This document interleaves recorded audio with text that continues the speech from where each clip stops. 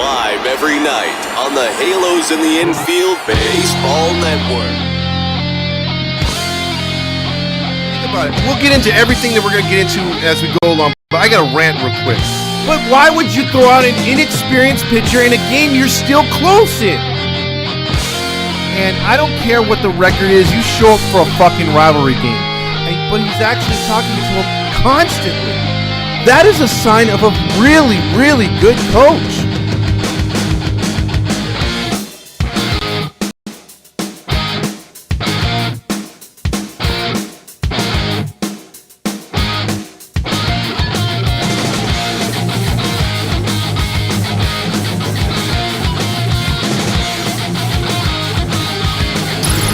It's the ToddFox postgame podcast with your host, ToddFox. Because the only thing I want to yell is fuck! Good morning, everybody. Welcome into the ToddFox postgame show. Just over 24 hours.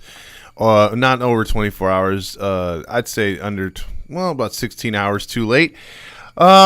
Just checking in because yesterday family day and I couldn't get anyone to cover for the post-game show, so I said, you know what, F it, I'm not doing anything this morning, so might as well get on here and rap with you guys and gals out there talking about the Angels and the Rangers. Now, obviously, I got the logos up for the Astros and Angels coming up here today because today's sort of like that preview thing. I'm not going to get into that because that's James's department. That's the producer to the Stars. He's going to be giving the pregame later on, so check that out. But first, 714 tickets. 714 tickets. If you haven't bought your tickets from 714 tickets, what the hell are you doing? You can get basically a free jersey from us, either your whatever style you want. Also, because every time you purchase tickets through 714, you get that opportunity to get a free jersey. Like I said, you get 10% off. All you have to do is go into the apply code on checkout. The price you see is the price you get. So those are always the prices with no hidden fees, no nothing like that. But if you use a 10% off, you automatically get money back into your pocket, plus 5% off an additional purchase moving forward. And you could use that HITI code, HITI, over and over and over. It's just not a one-time deal. So that's kind of cool right there. So with that being said, good morning, everybody. The Angels yesterday, we were at the game, and that was another reason why I didn't get on the post game, because it was a third straight game we were there. It's been a while since I made all three games for a series, so that was kind of cool. But when looking back in retrospect and what the Angels did in those three games, damn, they were lucky to get one win. They stole a game literally stole one from a sweep. Texas should have swept the Angels, should be up 3 games on us right now, or 4 games. Because they had a 1-game lead going into the series. But I was really hoping yesterday would turn things around. We'd tie the series, win the series, number 1, and get to first place, number 2, and hold on to it. But Rangers had other ideas. The first guys on pitched out of a jam. However, the bottom of the first inning, you get 2 men on. Rendon comes up, and what we've all been waiting for is for him to go deep yet. It's kind of weird he hadn't homered in all of April, starting out May homerless as well. He's not a big home run threat, but the guy usually hits between 20 and 25 when healthy. And he hit a solo blast yesterday, or not a solo blast, a 3-run home run. The Angels took a 3-0 lead, and it looked like we were in good shape. Me and James and Jim and Landon were there at the game, so we were figuring, okay, 3-0. It's not like we're sitting back and you got Kershaw or someone out there that's going to shut everyone down. However, the Angels, only getting 3 runs, you figure, okay, 3-0, with a field goal, it's not bad, but you're not feeling too good with Suarez out there, and Suarez let you know right away. It did not take long for the Rangers to tie that sucker up. It was 3-3 in a matter of minutes, and then it went to the top of the third. And the Rangers continued to put on some runs, and they scored 2 more there, made it 5-3, and you're thinking, crap, here we go, because they got one over Rendon's head, went down the line. Then you had 2 men on, or you had one guy on, and then Smith was up, the catcher, who was batting 9th, batting 143, and he freaking belts a 2-run blast to make it 7-3, and you're thinking, crap, here we go again. And Suarez leaves. He leaves with some arm issues, and we're going to figure out today if he's done for the year or if it's an extended stay on the IL. And right away, they bring in Silseth. Silseth checks in, and he proceeds to, he gets out of the jam because there was a jam left there by Suarez before he left. And here's the thing that I'm going to say, too, about Phil Nevin in this scenario. Phil Nevin comes on and literally, craps the bed as far as a manager. This is not the first time where a pitcher's just getting his ass kicked and he decides to leave the pitcher in there and takes his lumps. There was nobody warming in the bullpen. And Suarez at this point was already over 70 pitches before, in the third inning, before he decided to leave with the injury. And again, there was 2 mound visits for Matt Wise at the time. I think we saw him visit the mound about 5 times in that game yesterday. But the thing that pissed me off is there was nobody warming up. I mean, your bullpen cannot be that thin. Now, they're bringing guys up left and right. That's fine. You had a bad night the night before. I've never seen, I've been to so many games and have never seen a position player throw a pitch. And yet, going to the 3-game series, I saw 2 times where a position player threw a pitch. And it was back to back. Yesterday in the clown outfit, they played like clowns, and you saw Brent Phillips get in there and throw some pitches. And then yesterday, it was freaking Mike Lamb gets in there, aka Jake Lamb, gets in there and throws some pitches and actually got outs. But it's weird that, again, he's so, I don't know if it's Wise, I don't know if it's Perry, because there's a lot of finger pointing, or Nevin. There's just not this usage of bullpen pitchers for the Angels. They're just okay, I'm not going to use this guy, or I don't want to burn this guy out. And it's dude, you got a lot of arms down there, use them. And again, 7-3, the game wasn't over by a stretch. The Angels quickly got within 2 runs, but then Hunter Renfroe reared his ugly head. He's been struggling, and he comes out there in 2 runs right away. It's 7. Or after they got the 2 runs, he had the bases loaded, and he hits into a double play. That effectively ended the inning at 7-5. Drury had ended an inning prior when they were trying to score some more runs with first and third, hitting into a double play. And then, later in the game, or the next inning, Silseth gets worked. He gives up 4 more runs. You're down 6 in the 4th inning. You're like, holy crap. It's 11-5. It feels like a Sunday beer league game, and they're just serving up softballs out there. And the Rangers were hitting everything hard. Silseth did not look good whatsoever. And Trout banged off the wall, missing a long fly ball. We're like, come on, man. You have a full house there, too. It's all these little leaguers, and you had freaking military there. So you had good vibes if the Angels were going to win the game. And then the turning point was the next inning. The Angels get 2 more runs back, and you're thinking, okay, they're gonna try to catch up, and 7 runs this early. That's pretty crazy. They're already saying, hey, everyone gets a free Chick-fil-A sandwich. It's 11-7. Angels looking good, and then all of a sudden, again, Hunter Renfroe comes up with a bases loaded, a chance to tie the game, or potentially, potentially tie the game, but at least get us a little closer. Get a single, or even sacrifice, bro. At the time, there was only 1 out. What does he do? Rolls right into a double play. First pitch after they walk Rendon again, giving the bases loaded. The guy's effectively wild at this time. He rolls into a double play. I'm like, what are you doing? Again, yelling at Renfroe again for blowing it. But again, Jim was like, hey, man, it's early. We still got a chance. We're only down 4. Then was 2 frames of just them Angels doing nothing. And again, you can't fault the offense as much. I mean, I want to throw the hammer down on Renfroe because he's been bad since the start of the Milwaukee series. He hasn't been hitting good at all. So, as hot as he was there for a minute carrying the team, he's been pretty bad lately. So I was figuring, okay, man, getting frustrated there. 2 innings not scoring, but I'm still looking up at the scoreboard like, dude, we put ourselves in this position. We scored 11, we've given up 11 runs. We've scored 7. Come on, guys, let's get something together. However, the pitching still rears its ugly head. They give up a couple more runs, and before you know it, they're adding on at this time. And insult to injury, with all the guys left on base by this time at the end of the game, sticking around, trying to watch this game, there was in the 9th inning, Renfroe comes up, no pressure, nobody on, hits a blast. It's like, who gives a fuck? At that point, you're already doubled up 16-8. Top performers in this game was Ad Garcia. Ad Garcia was 3 for 4 with a walk.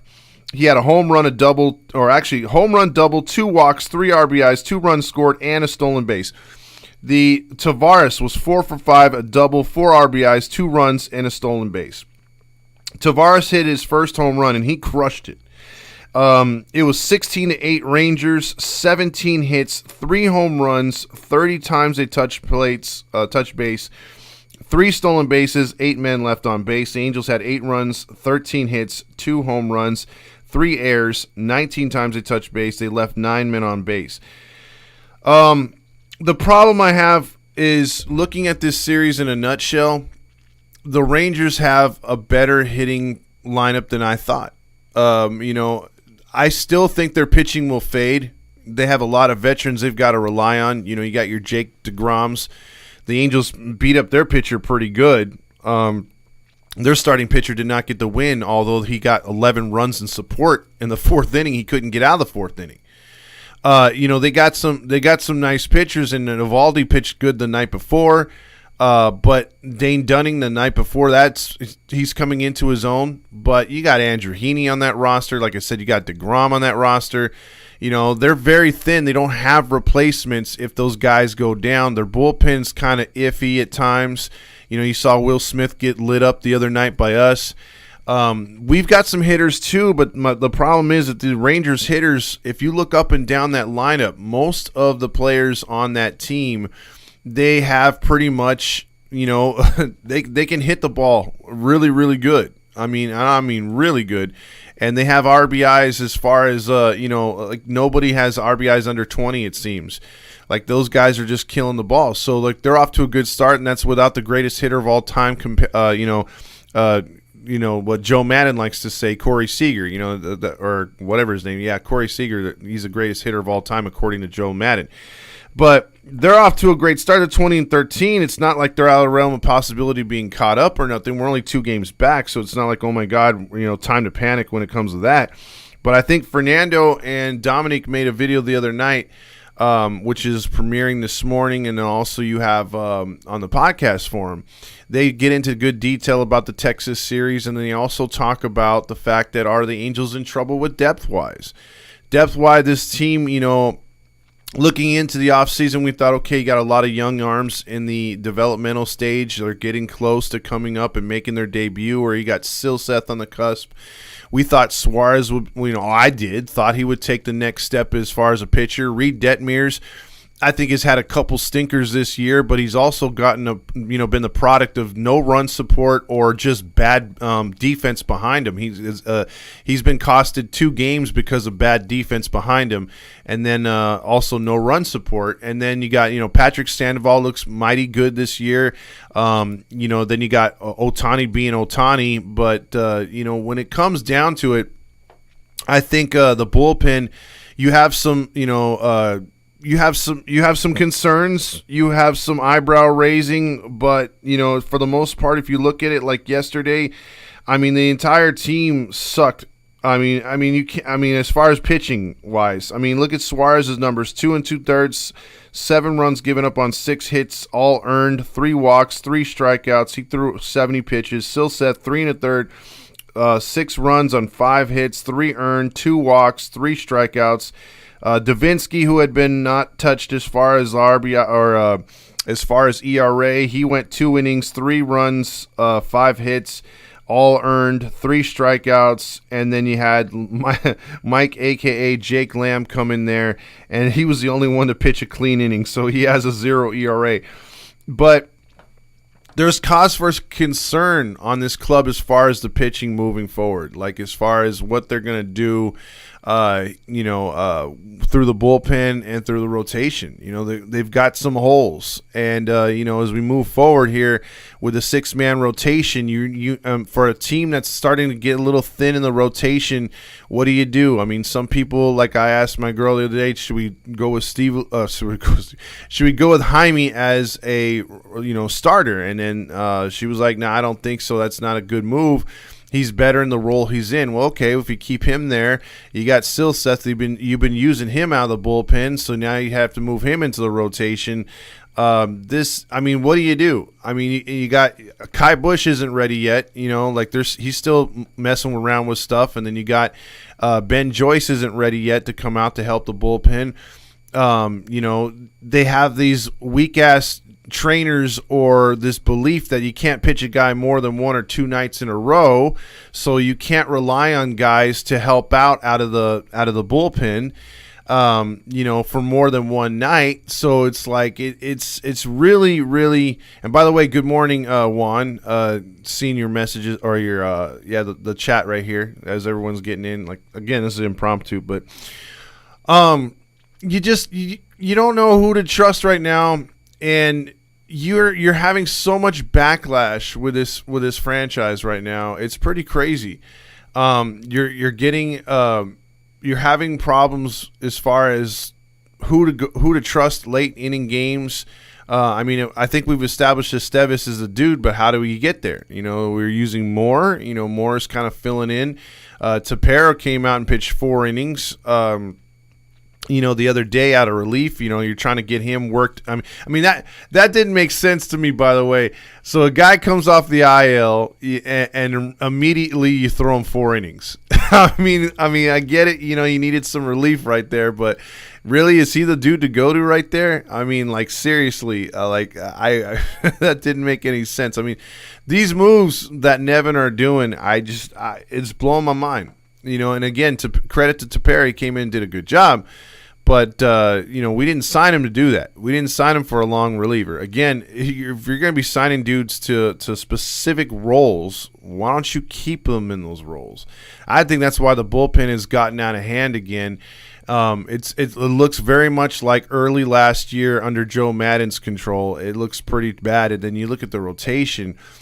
And, like the chair says right now, trade for starters, question mark. That might be the way to go, because as far as the team's concerned right now, the depth that we all had anticipated or thought that this team had doesn't seem to be fitting the narrative that's on the field right now. And this isn't the National League West where, again, you can get away with teams not having those strongest lineups, outside of the Dodgers or the Padres, like you got these cheap ass teams that you can take advantage of, or the Central, things like that. This is a competitive division outside of Oakland, and you got Seattle who can mash if you let them, and their pitching has been underperforming this year. Otherwise, they'd probably be having the same record as we do or better. You got Texas with not a formidable starting rotation, but a decent bullpen. But you got to get to the bullpen to cause some problems, and you got to also stymie that hitting, which is pretty damn good right now. I'd say right now it's in a better shape than Houston. Houston is off to a very slow start. They've had some injuries. Obviously, not having Altuve hurts them, but yeah, they've lost some games. Their bullpen doesn't look as deep. They've had a couple guys go down with Tommy John. If Suarez goes down, by the way, Tommy John will have been the 3rd player to go down this year, just on the starting roster. That's not even counting the organization. That's just the 3rd Angels pitcher to go down, because you got Austin Warren, you got Quijada, and now you're going to have Suarez. Hopefully not, but if he does, that's 3 pitchers down, and 3 pitchers that are likely never wear an Angel jersey again. They are all out of options. They all are on like a 1-year deal or stuff like that. So likely, if they do rehab, unless no other team takes a flyer on them, and because we're familiar with them, maybe we'll take another shot at them once they're rehabbed and ready to go. But most likely not, and these are the final days of these guys are being in the Angel uniform. It's extremely frustrating because Tommy Johns have been coming left and right to this organization due to bad training staffs, and I guess, I don't know. Supposedly this was the one from the Atlanta Braves. I remember our first year on the Heedy Network, we talked a lot about, man, we need a new training staff. We've had the same guys in place. And the Angels were always talked about, even when Rendon came over, he said, I've never been in a situation where these guys, the way they work out is completely different. There's no yoga, there's no this, there's no that, and it's just people were like, man, it's weird how they do things. So like, you're good. Okay. Sorry about that. So yeah, the way they do things is completely different from other franchises. So right now, the Angels are just a team that's I don't know, man. I mean, look, here's what I heard, and here's what I'm gonna put on the Instagram later. This morning, and there's a reason why. It was an article put out there that the Angels aren't doing live pre and post game shows from outside, and that's because everyone kept chanting "Sell the team, sell the team," and it's all backlash from the the prior stuff going on with this franchise. Like, Artie should have sold. I mean, why announce that you're going to sell or explore options just not to do it? I mean, that is the most Angel thing to do. Just like when Jim was saying, hey, did you know Tommy John pitched for the Angels? I'm like, makes sense. It makes sense. I mean, if ever there was a team that if the Angels didn't win 2002 World Series and say we lost, we didn't have that comeback in Game 6, this would be the most cursed franchise of all time. I don't think there's another one. With all the deaths that have been around this team, with all the tragedies or just the freaking playoff losses, the way that it's been run for the majority of its existence, this franchise has been through the ringer with all kinds of things that have hurt the fans, or it's been frustrating for fans, and it's just like, we all had our hopes up here. And it's not, I'm not writing off this season at all. I mean, obviously they're 2 games out. We got a series with Houston. Houston coming off a disappointing series against Seattle. Anything can happen. Who knows? We could be in first place by Wednesday. That's my inner Halo. But I still think, there's still room for improvement on this team, obviously, but it can get there. But when you're hit with all these things left and right, and the reason why I brought up the Artie thing is like, damn, dude, like, that's embarrassing. That's really embarrassing when you can't even have your post games outside like most teams do, or whatever, with the fans. You got to bring them inside the stadium because you're tired of hearing, all the negativity supposedly. But it's true. It's true. I mean, it's just over and over and over. The narrative is the same, that the fans don't like Artie, man. Like step down. Like he could easily fix the situation by just being like, okay, I'm the owner, but I'm gonna say, you know what? I'm gonna hire someone like Magic Johnson to be the figurehead, and I'm gonna let him be good with the media, and he can go out there and meet the fans, kiss babies, and try to put on a good face and save face for my organization. I could say he's the owner, but I'm really the guy pulling the strings, or maybe I just back off completely and let someone else run the damn thing. Because in a way, some Angel fans were happy the fact that Artie, supposedly, according to that article, came out and told Perry to back off and let Nevin run the team. But I'm under the meddling with anything that happens on the field. The owner's the owner. He wants to run finances, that's fine. He's become a billionaire for a reason. Fine. But he hired Perry to do something. And whether Perry succeeds or fails, let him do it. And Perry hired Nevin. Whether he succeeds or fails, let him do it. Like, I'm tired of hearing about Artie at all. I mean, there's a reason why most Dodger fans have no clue who the partners are, and they just know that Magic Johnson's supposedly a figurehead. That's it. And that's how it should be. Most people don't know who their owners are. But I guarantee you, in every Major League Baseball city that has a struggling franchise, you know damn well who those owners are. You want to know why? Because they suck, and because they meddle, and because they're cheap. That's the only reason why we know who Oakland's owner is. That's the only reason why we know who Cincinnati's owner is. That's the only reason why we know who Tampa, Florida, On and on. And we only know about Baltimore because the two sons are arguing over who owns the damn club because the father died. And they're bickering. And they have a winner on the field. They should just shut the fuck up and run the team and try to better it instead of arguing in public. But no, that's what's happening. And the only reason why I know about Washington is because they're selling that team. That's the only reason why you don't. I mean, you literally don't hear about winning owners unless they're in the postseason. And then when they're in the postseason, of course, it's their time to shine. They get the cameras on them like, hey, this is the Yankee owner, blah, blah, blah, Steinbrenner's son, running the team, blah, blah, blah, blah, is trying to win a World Series. That's the only time you hear about the owners. And that's probably the only time that's when their time to shine. That's when the general manager's time to shine is. But we know about Artie year round. Because A, people hate him. B, he's terrible for the community. And C, he meddles too much. I mean, there's really... And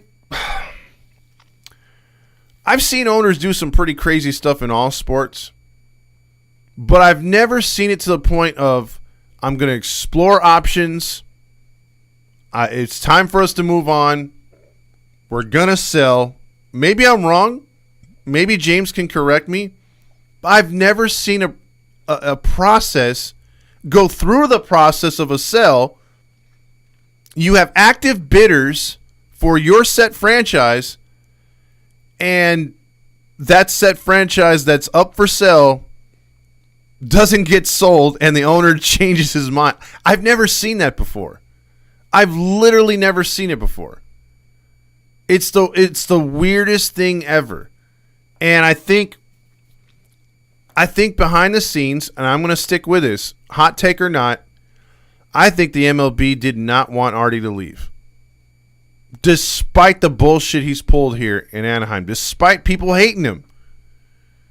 And it's because he's a minority. They want to keep him. They want to keep him because they don't want to lose that. Hey, they don't want this white guy to come in or whatever. But you had a rich owner of the Los Angeles Times who's a minority himself. Give it to that guy. Give it to someone who's hungry. I mean, if you don't want to say, okay, we want to have inclusion and continue to bring minorities in, whether it's females into baseball, whether it's, homosexual, whatever you want to call it, and bring everybody in, that's fine. There's no problem with that. But Artie's still got to go. Artie's still got to go. I don't care what he is. I don't care if he's an alien. Like he's still got to go. And I mean an alien as far as the aliens that fly around in flying saucers. I don't care.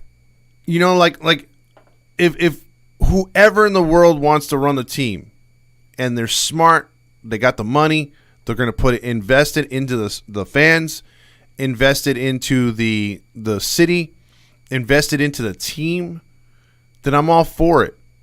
I don't care where you come from. I don't care what you did prior. If you want to, we are all Angel fans. Grew up watching this team. Continue the legacy. Help build the brand within the community. Reach out to the poor areas of the community. Do fundraisers. I've said it a billion times. A way to reach this community is through the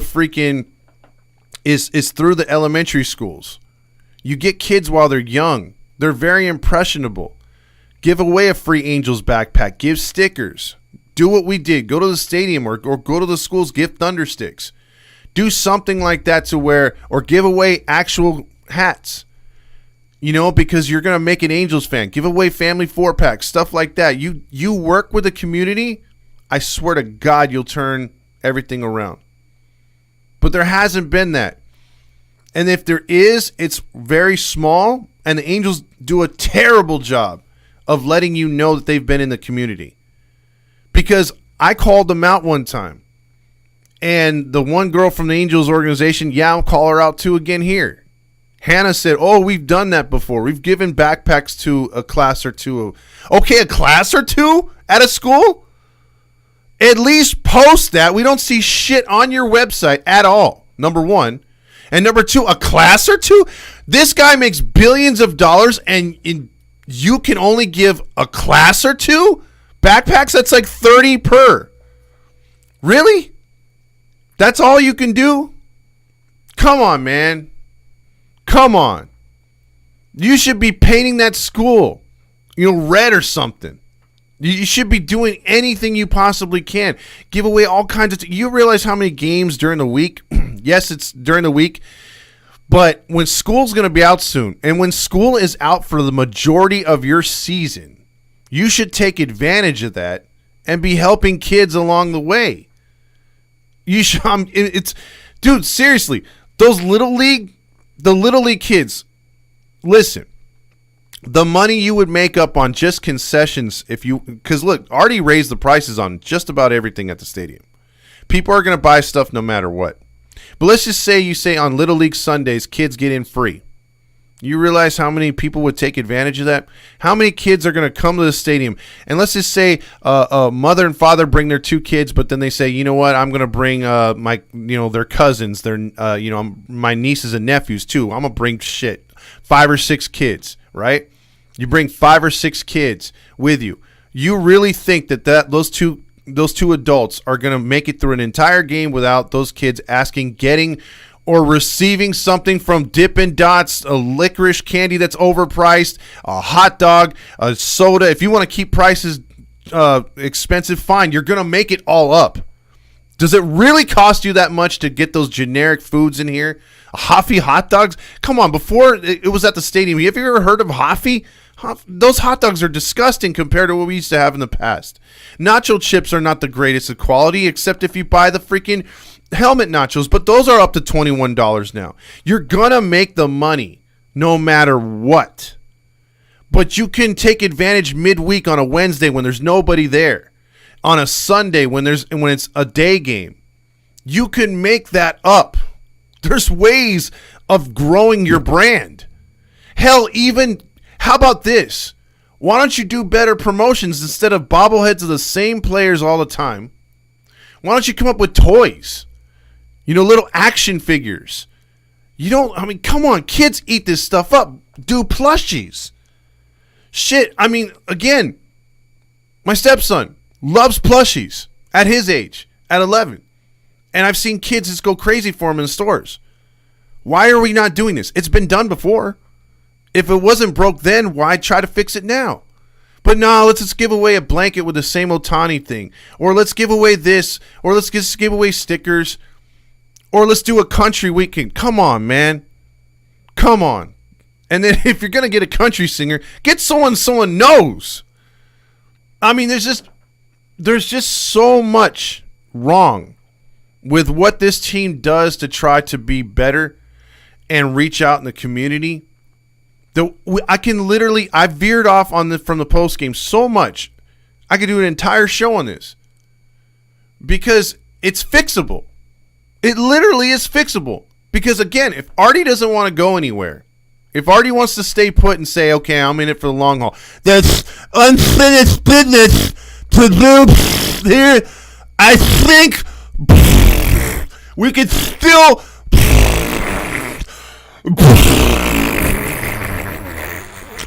win here in Anaheim.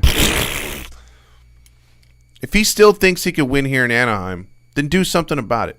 Change the culture. Change your perception and how you're perceived by the community. He can't do that. He won't do that. He's too much in love with himself.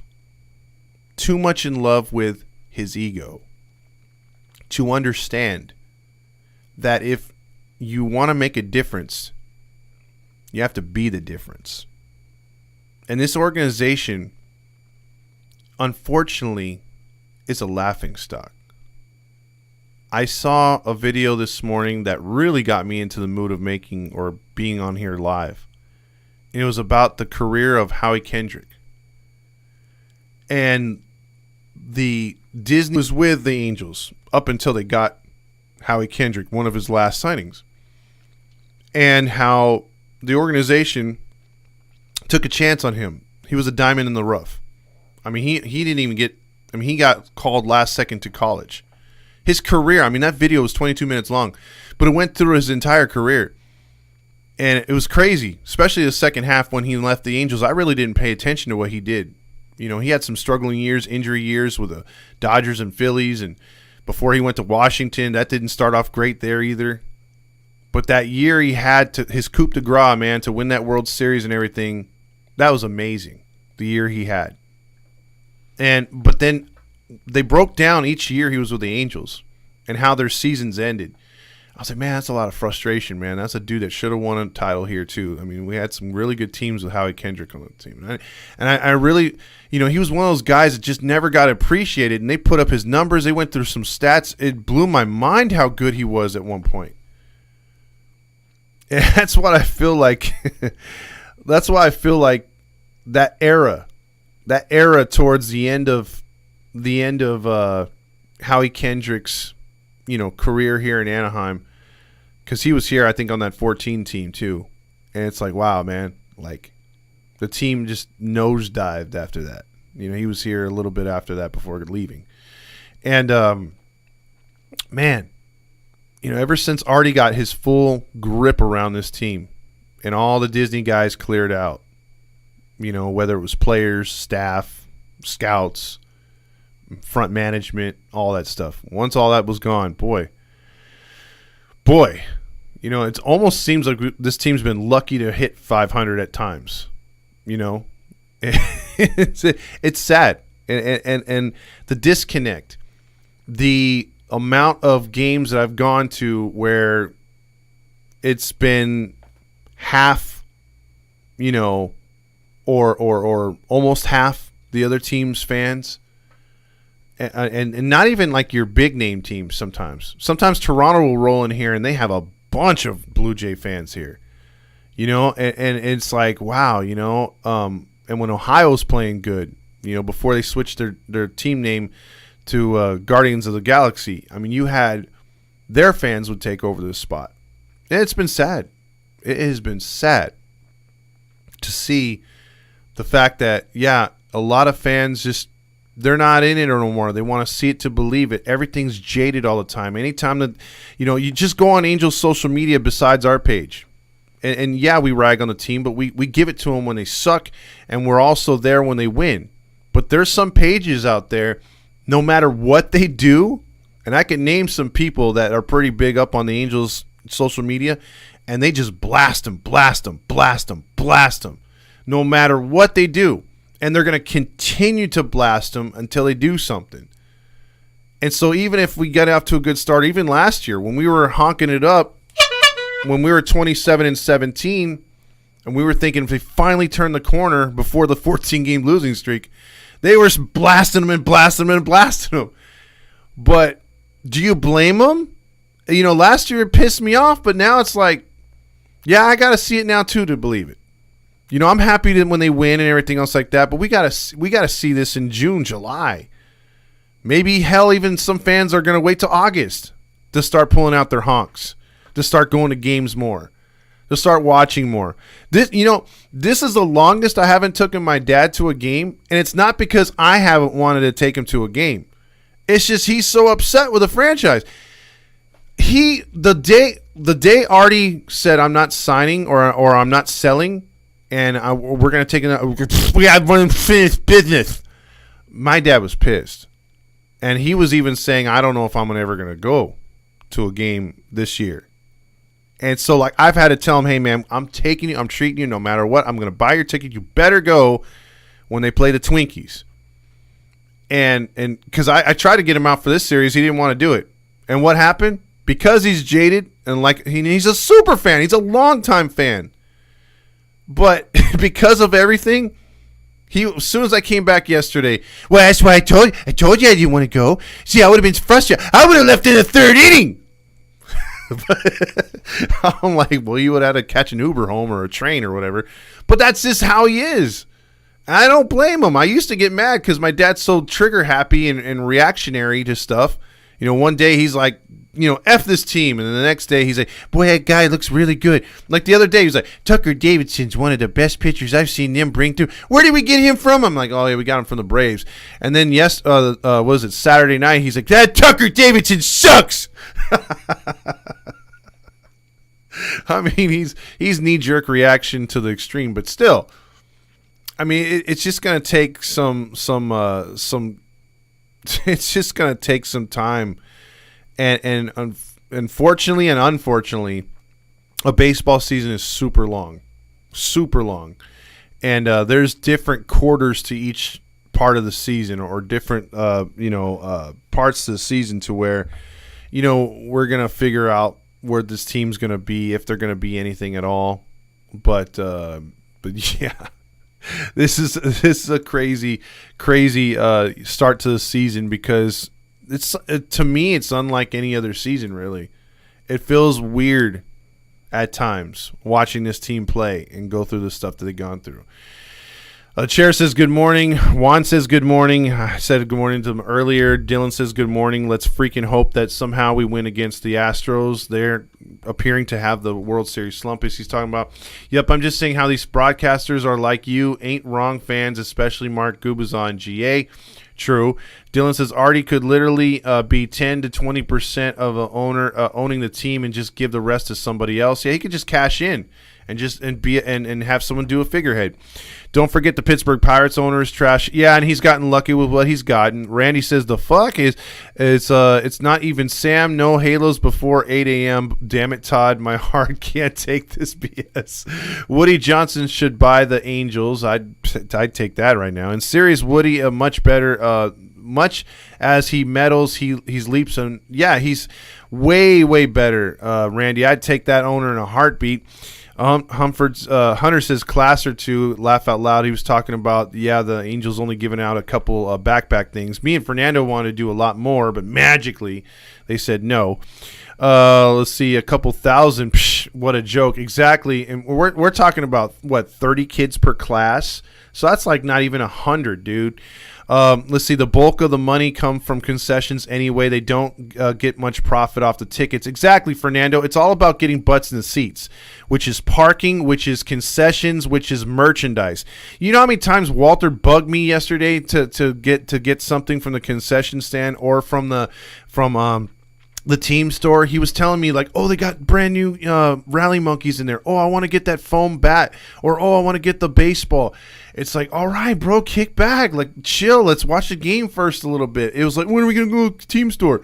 And there was so many kids there. I swear to God, they all had cotton candy. They had nachos. They had hot dogs. I mean, you name it, dude. The concession stands were full. Let's see. Hey, don't you dare talk trash about our bobbleheads, Fernando says. Also, if we try to trade, no one will, because it seems so early, and if we will lose depth, and depth will kill us a lot. Hunter's got a point there. You got to play it out, and besides, if you're trading now, they're going to ask for the world and then some. Randy says there's no way that they're not making a shit ton off of food and merch. Everything is marked up 200%. Exactly. Nachos went from, I think they were 18 last year to 21.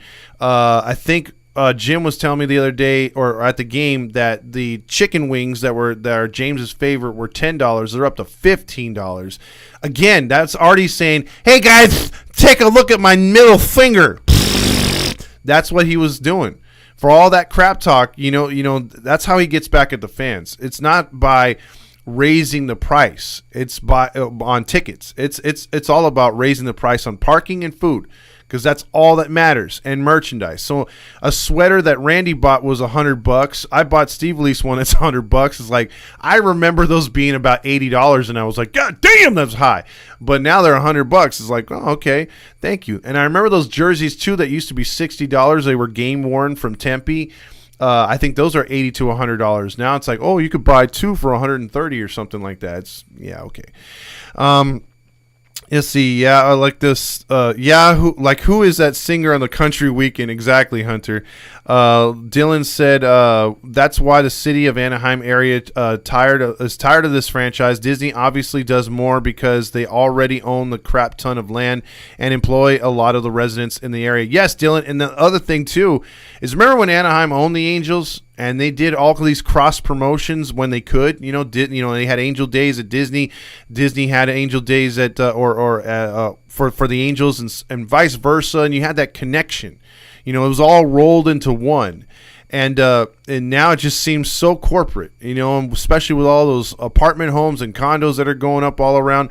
I mean, you could barely see that goddamn stadium from the freeway. It's like you could always see that thing from a long ways away. It was like driving down the freeway, and you could see Magic Mountain. You could always see the Big A from a distance. Now you can't see that crap.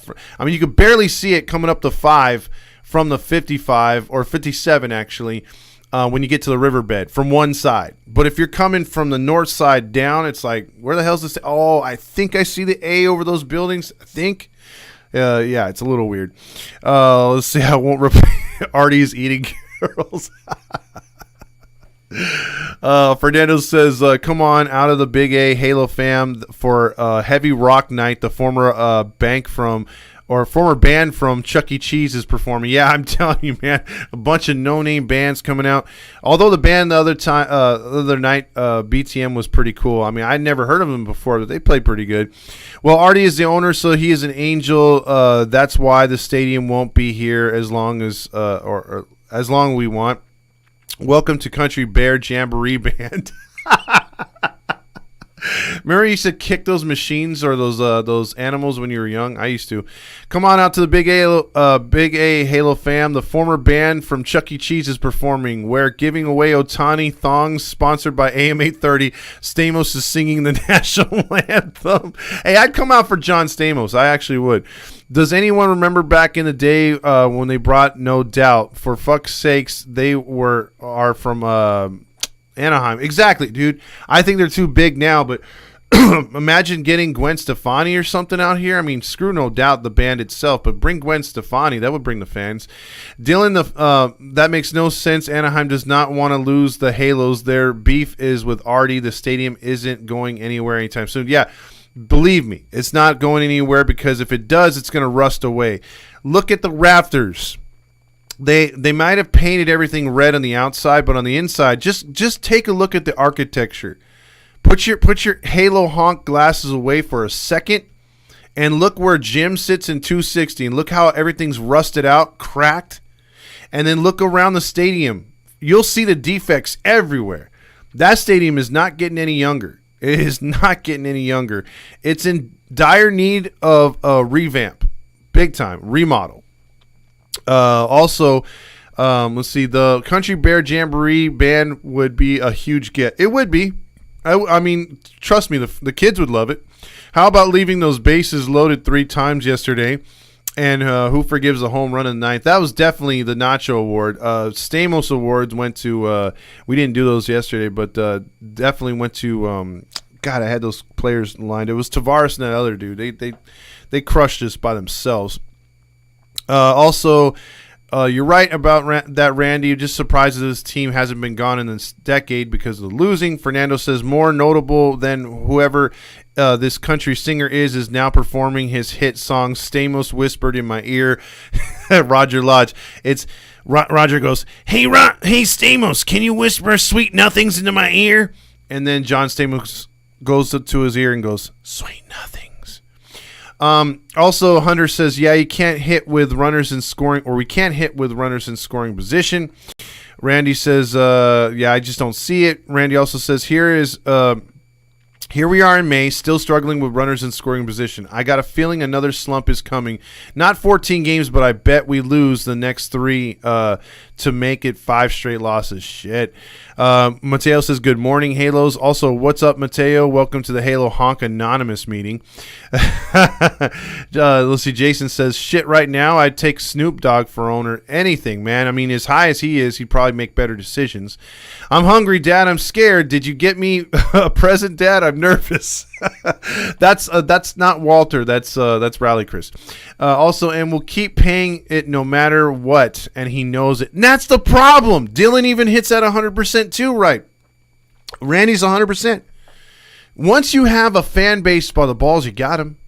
I mean, it's we've seen it before. Losing franchises will still have a hardcore fan base that will go. They'll still have season ticket holders.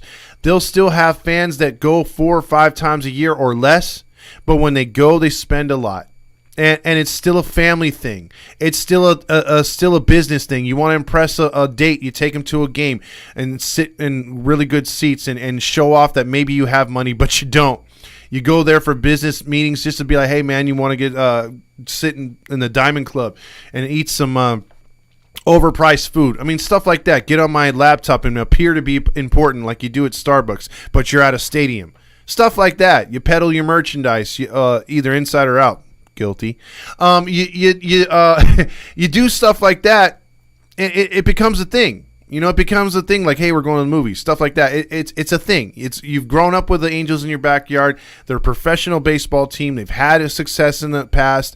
They've had a lot of failure. They've had a lot of disappointment. But number one, they're an American League team. They are a franchise. They're a major league team. So he's got us. Nats fan says, did anyone see where Suarez said he knew he was hurt in the second, but he wanted to keep pitching? Well, if he wanted to keep he only gave up 3 runs at that point. Maybe the game is completely different if he doesn't do that. I buy my merch from Todd. It's marked down 700%. That's about right. Thank you, Gavin Newsom, for affordable housing mandate law. Yeah, Jim is right on that one. No doubt sucked at me right there. Fernando said Todd said Gwen Stefani won in 2005. Well, she would qualify as an Angels performer now. You know, I'm just saying. We need to destroy the disco night like in Chicago. Oh, that'd be crazy. Oakland A's stadium is so old that some seats broke. Even when I went on opening day series, my seat broke, and they didn't want to reseat me. Just pick another seat. You didn't need to reseat yourself. There's plenty of seats. Dylan also says, yep, it's becoming the like Oakland toilet bowl. Artie's idea for food upgrade is letting you DoorDash food to your seats. Yeah, Uber Eats. It's like, wow, you haven't paid already enough for that for those helmet nachos. How about another $4 fee? Also, now performing Jesse and the Rippers. Jeez, Mateo. Angels Stadium needs renovations. Artie won't do it because he thinks the stadium is fine. Also, Fernando says Artie has us all by the balls and he knows it. Randy says, if every word I said could make you laugh, I'd talk forever. Ask the sky just what it had showed forever. Together, my love. The song I sing, you couldn't fill your heart with joy. Dissing forever. Or DoorDashing forever, whatever. He's got some music going on there. How much y'all want to bet that if we make a playoff contention in August and September that we will see Artie? Oh, yeah. 100%, Mateo. If we clinch, they're going to be pouring champagne on dude's forehead. He's going to be like, what's the eyes? I need the goggles. The champagne is stinging my eyes. That's going to be him, dude. It's going to be stinging his eyes, so like he's going to have the goggles on. You'll see it again. You'll see it again. At Mateo, he is the biggest bandwagon biatch is for an owner. Fernando says, I would pay for DoorDash to my seat. What the heck is Suarez still on the team? That's Jesse the Ripper song. I had no idea. Forever, he wrote it for Rebecca. Randy knows the words for Forever by heart.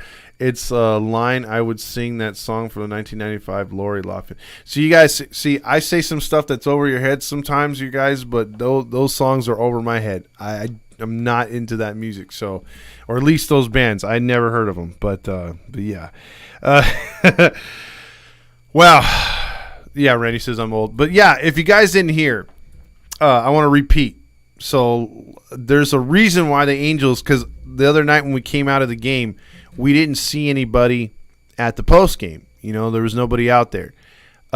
They refused to now have them outside because of everyone saying sell the team. So that's why there's no, that's why there's no Gooby out there.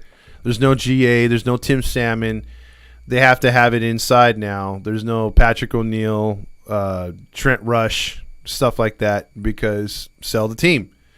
So now, and there was a Jim went over to, I couldn't get over there because I had a family commitment yesterday, and that's another reason why I didn't do the post game. But at Brewery X, Trent Rush was over there, and I wonder if anyone gave him some crap over there. So we'll see. But for the most part, yeah, there's no need to get out there and try to jump up and down and try to get on Bally Sports TV. Too many people were saying sell the team. They had too many signs. Artie is as thin-skinned as you can believe, and he did not want any heat. Didn't want any bad publicity, so he decided, no, I'm just gonna play it safe. I just move those guys inside. I don't want no bad publicity. But hey, you're bringing it on yourself, bud. I mean, you are bringing it on yourself, and you are so lucky, Artie, that you're not in a true LA market. Seriously. I mean, the Anaheim market is so soft. They should be all over you like on flies on shit, because Frank McCourt took some major heat. And I think it was Randy last time, or someone brought up the fact that he wasn't even into the mess that he was into. You know what I mean? That Artie's into. And he got tremendous amount of heat. So, yeah. I can't believe that. Jim says also, as hard as it was for the 16-8 loss yesterday, we had some serious, real fan talk of baseball situations. That was so cool. The bunt, the squeeze, the sacrifice of steal, activate the bullpen, just a bloop, a don't swing for the fences. And that's the thing too, Jim. We brought that up too yesterday. Bruce Bochy, one thing I didn't cover at all. Bruce Bochy they stole 3 or 5 bases yesterday, and they did a double steal. They bunted. I mean, that's all National League Baseball. And I remember us having a manager here for a good 20 years that did that, at least up until the last 3 years, that did small ball, and it worked. You know, we got our power when we needed it, and that's fine. But he had a good balance, and I think Bochy's brought that over to the Rangers, and that's why they're winning. That's why they're winning. And it's like, you know, it's good for them. It sucks for us. Because Nevin doesn't believe in the bunt. This team doesn't believe in small ball, moving guys over, playing for the better of the team. So it sucks. Randy says, I was 12 in 95. Damn, I was 15 in 95. We get a doubleheader for the post-game shows today. Good title for the show tonight. I was just born in 1995, Fernando says. Oh, jeez. Also, my youngest brother was born in 95 as well. Jason says he's born in 85. I'm beating all of you guys. I look good for being 120 years old, Dylan. Well, if you look good for being 120 years old, I look fantastic. I was wondering, I was there on Friday, Justin Option says. Do you guys think they move back in under the big hats when we are winning? Yes, I do. I think they're going to do exactly that. This team is very much they have a meter of how hot and cold this fan base is. So, yes. Artie is still terrified to be held accountable by fans there. He goes out of his way to alienate them. I'm so tired of his paper mache skin. He's a bad human, and he keeps on showing it. Exactly. Well said. Mateo says all we need is a bloop and a blast, and the game is tied. Jim says do not give Trent trash. He was going out of his giving us tickets. No, I'm not giving him any crap. All I'm saying, Jim, is I wonder if the fans said anything like as far as sell the team, because if you're doing a live remote, you're at the mercy of who's ever around you. So I'm sure the same kind of fans at Brewery X are the same ones at Anaheim. So that's the only reason why I said that. I know Trent's been nothing but cool as far as I'm concerned. But like as far as like, I just thought he would get some trash talk too. I was 18 in 2002 when the Halos won the World Series. There you go. Jim says Randy rode his purple Stingray to the 2002 World Series. No fair. You saw the Angels win a World Series before me. How dare you? It still irks me. I think Fernando said it. If we're scoring 8 runs in a game, we should not be losing. This is why pitching scares me now. Well said. Jim says Gene Mock equals small ball. Dylan says Bruce Bochy is way better than Mike Scioscia. Hot take. Well, he definitely has more titles. Randy Road Purple Stingray to 2002 World Series. Stingray is my brother's dream car. David Roska says, I was 11 years old when my Anaheim Angels won the 2002 World Series. Exactly. Everyone saw the Angels win a World Series before me. You know, my 2-year-old was in attendance for that World Series. Let's see. Dylan was 2 years old when we won. Yeah. See, again, my 2-year-old was there. The fans were chanting "Sell the team," "Sell the team" in the Angels post-game show a few weeks back. Yeah, they did it a bunch of times, and Artie said, "No." So he watches. He knows. It's like, you know, when you're young and your parents tell you, when your parents tell you, "Hey, don't you steal those pieces of candy. Santa's watching you." You know, or maybe, you know. I mean, you know, if you're religious, they'll be like, Jesus is watching. He knows. It's like, well, it's like you talk shit on social media, or you write something, you go viral, or you do a video, and you don't think anyone's watching because, you know, you think you're getting away with it, stealing candy like you did when you were a kid. Oh, no. Artie's watching. Artie's watching you. And he's like, oh, that Dylan and Mateo, they're off my wish list. Their ticket prices just went up, those bastards. He's watching. He is watching. Just think of Artie as Santa. He's always watching. He's got a naughty list he's got that list. You know, if you're a good Halo honk, if you're like Roger Lodge, you're on his good list. But if you're a bad honk, boy oh boy, you're on his shit list for sure. Trent giving out lots of stuff. No trash talk from anyone. That's cool. At least he got some respect, Jim. Todd is Dylan's dad confirmed. Hey, what happened to our pitching from last year? Now we're exposed. Mateo says Nevin needs to find a way to fire up the ball club, get ejected or something. That's for sure. Long lost father. Yes, Dylan. You might want to take that paternal test, and we have to go on. What's that show again? Not Jerry, but Maury. We have to go on Maury. Papa Todd. Let's see. I went broke buying tickets and stuff in October 2002. Thank God for our home equity line of credit. Let's see. We found your long lost son. Yes, Dylan is my boy. Call the cop. There was a murder on the field. Exactly. There you go. Maury. We're going to do the paternity test, and it's going to be like, you are the father. But yes, I think this, not Steve Wilkos, but this is pretty much us right now. But my life is good. Really good. I get to wake up every morning at 5 a.m. and make some soup. It's the best. I love it. I get to lay in a bed by myself all of my life. It's fantastic. Wow, winning. Exactly. Yes, Mateo, it does work up Northern California. It works anywhere. Fernando got him in freaking, what is it?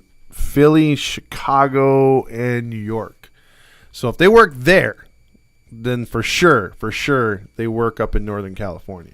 So yes, use that Heedy code and you get entered in to win a free jersey. Also, you can buy concert tickets. You don't have to buy Angel stuff. So if you want to get an Oakland A's game, if you want to get some sort of concert, if you want to go see the Chuck E. Cheese live in performance at the Warriors Arena up there, you can do that. You can get them. And you want to see Gwen Stefani on her farewell tour. You can see that tour as well via 714 tickets. 714 tickets. Let's see. Oh, geez, what did I bring on? Now, my dad was 31 in 2002. My dad was a fan since Nolan Ryan was here in Anaheim. Let's see. If he was 31 in 2002, I was 22. So I'm 9 years younger than your dad. It's possible. It's possible, Dylan. The Maury Povich Show or Sally Jesse Raphael. Oh, I forgot about her. Boy, that was an ugly woman. Those are some huge-ass glasses, too. Wow. I mean, some of the talk show hosts they had back then. Man. Let's see. Also, 714 tickets. I used them for St. Louis and Texas. There you go, Jason. Also, tonight's menu in 260 is carne asada tacos. So he's bringing out the asada. Let's see. I used it for WWE. Yeah, that's another thing you can use it for. Pretty much. Knowing these artists, it's farewell tour number 1 of 100. How many farewell tours has Kiss had? Too many to be accurate. Way too many. I just saw that the Rolling Stones had some farewell tours, and I thought they had some farewell tours until freaking what's his name? The drummer died. So there you go. Yeah, that happened there. He was born in 1966. Also, shit, Todd, how old are you? I'm 42. 42. I'm Jackie Robinson. PJ says, take all the energy toward chanting for Otani and let them know how much the fans appreciate him. And that's a good point, PJ. Because, I mean, this could be, speaking of farewell tours, Otani's farewell tour. A lot of fans are, let's just face it, are there for him. And, he's an amazing player. I mean, him and Trout are amazing. And again, it's a catch-22. We're blessed as fans to have two of the greatest players to ever come through the system, to come through anybody's system. And we have them at the same time. We have two once-in-a-generational players on our squad. And we've seen do amazing things over the years. We've got them on our squad and have had them on our squad for a few years now. But we have nothing to show for it. And I think that's why we get so much crap from the national media. And it's just an easy thing to point the finger and say, ha, you guys aren't getting it done. But real fans know the story behind it. But, all the trolls and Johnny-come-latelys and, fans that are just like whatever, they don't realize. They want to just point the finger and go, but they don't understand it's the owner. The owner and the general manager over the years that have screwed this team over several times. It's not because Otani can't get it done. It's not because Trout can't get it done. They haven't exactly had the best supporting cast around them at any time. I mean, granted, think what you want about this current roster. Just, if you hate it or not, this is the best they've had. And now with all the injuries and the players not performing to what we thought they would around them or in the bullpen or starters, manager, we can assess everything and say, wow, if this is the best roster they've constructed with these two guys around them, damn, what do the other teams look like? Because you kind of forget from year to year because you get so in tune into the current roster. You're thinking, damn, because I did. I was like, man, this is pretty good. They got Renfroe, they got this guy, they got that guy. And I was thinking that these guys would perform a lot better from the rotation, the bullpen, and then the managers would make better moves because last year, Nevin learned on the fly. It seemed like he got the team's respect. The vote of confidence from Trout in the offseason was probably one of the biggest reasons why Nevin's still here. But, we've seen a lot of underperforming. A lot of crazy manager decisions.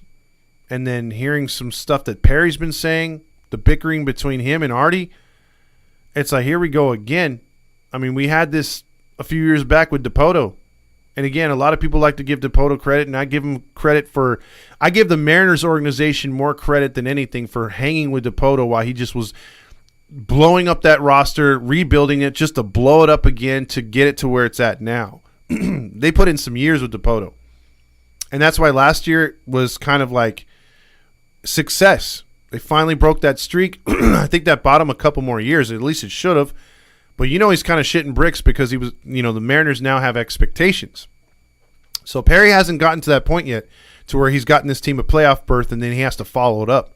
We're just trying to get into contention.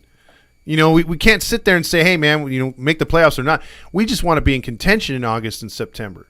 We want to have a shot at the freaking tournament. We've seen it before. I mean, all you got to do is get in. You never know what can happen. You never know. Watch Suarez be healthy at that point, and he turns into our best pitcher. You never know. Shit like that happens. Like I brought up earlier in the show, Howie Kendrick had that magical run for the Nationals that year. Just unbelievable in the postseason. I think he won MVP that year. So it's like, dude, you just never know. You just never know. Let's see. Get to the rest of these comments, and I'll probably bounce. Let's see. Suarez, mad right there by Serge. Can we boo the Astros tonight, please? Absolutely. They're going to boo them every time. Fernando says, no invite, Jim. Come on, man. Todd, please play how dare you clip. Oh, okay. Yeah, that's for Jim right here. This is a special shout out. I got to find it, though, because I've been adding some stuff on here, so it's like I've lost. Damn it. Oh, there it is right there. You. Wait, hold on. That came out all screwed up. How dare you? There you go. Yeah, so it's still loading up some stuff. Also, Aerosmith is doing a farewell tour. No idea how Steven Tyler's doing.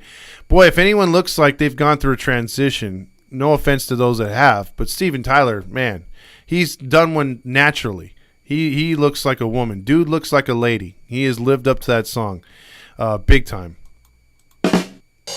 Yeah. Also, let's see. Randy says, how Steven Tyler is still alive. He basically is a walking corpse. Yeah, him and Jagger sold their souls years ago. And by the way, if I was the rest of the band, I'd be so pissed off. It's like, bro, all your stuff from when you were crazy and getting women, sleeping with underage women or raping them, because basically a lot of those rock stars did, is come back to bite him in the butt because he's gotten a bad rap for that. So they're not as hot or even close to being played on the radio or streaming like they used to be. So, yeah, they're in trouble. So it's a good time for them to go away. Where would we have to be in August to convince Ohtani to stay? I don't think you can. I don't think you can and get him to be convinced at any point until the freaking regular season. I take that back. You literally have to win the World Series. You literally have to win the World Series. And even then, it's a crapshoot. Maybe you upped your percentage of keeping him.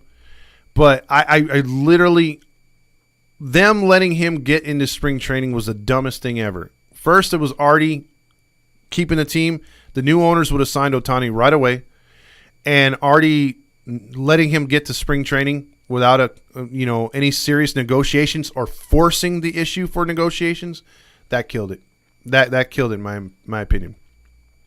Entire Pacific Rim swarms the bullpen every time he warms up. Bandwagoners right there.